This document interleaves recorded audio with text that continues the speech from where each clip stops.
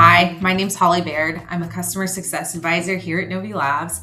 And today I'm going to be showing you how to use filters inside Novi's Insight Engine. I'll show you how to explore wells, customize your view, and save and reuse your favorite filter sets. So right here is our Novi Insight platform. If you come over all the way to the left and click on this little arrow, that's going to expand the Novi, our filter tray. And right now what's turned on is the Novi default filters. That's giving you a list of 22 of the most commonly used filters that we think are pretty useful. So for instance, if I click on direction, it's going to show you all of the categories that are available along with their well count. So there's direction, there's also things like basin, and you can see how many wells are contained in each of those basins. These 22 filters are not all we have. If I click on this gear icon, I can see all of the 151 filters we have available. And to add them into our filter tray, I can just give them a click and that'll add them to the bottom of the list. If I want to remove those filters, I'm just going to click back on them. I can also search for filters. So if I want to search for TBD, I can type that into this search bar, click on it to add it into our tray. I can also filter by category. So we have things like geographic filters that are going to give you location information, production filters, completions, and subsurface, giving you a list of all of the subsurface filters we have available. And when I've clicked on all of the filters, I've selected all of the filters I want to use, I'm going to hit apply, and that's going to add them to the bottom of this filter tray here. So let's go ahead and filter our wells.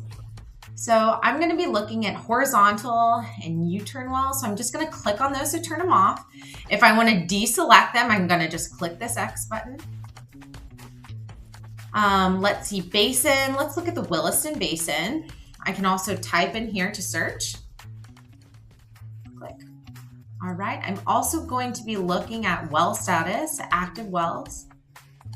Okay. And then I can also search for first production year and also filter by first production year. So if I want to select 2025 to say 2015, I can shift click to select all of those years. And when I'm ready, I can hit apply. So what's going to happen is that map is going to zoom in on the filters that we have selected in the Williston Basin.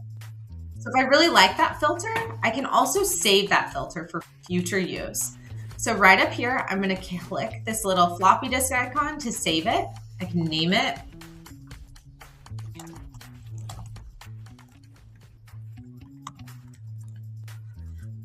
And then I'll hit save. Awesome. And if I want to come back to that, I say I exit out of Insight Engine.